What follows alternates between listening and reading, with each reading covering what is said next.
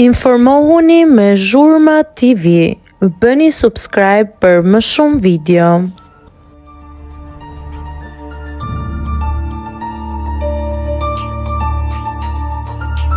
Ka fundin, ish banorja e Bigut të rëfen momentin e vështirë të jetës.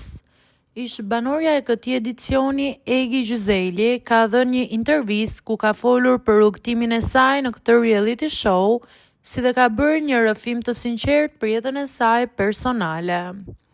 E pyetur se cili ka qenë momenti më i vështirë në jetë, ish banorja e shtëpisë më të famshme në Shqipëri u përgjigj duke thënë kur djali i saj pati një problem shëndetësor.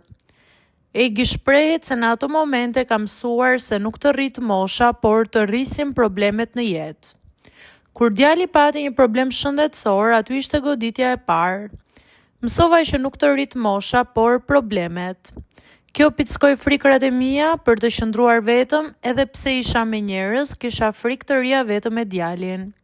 Më ngacmoi disa mekanizma mbrojtës, por gjë e vetme që i thoja vetes në atë periudhë, që ka zgjatur rreth 6 vite, ishte që tashmë preka fundin, por më mbetet vetëm për të ringritur, shprehet ish banorja.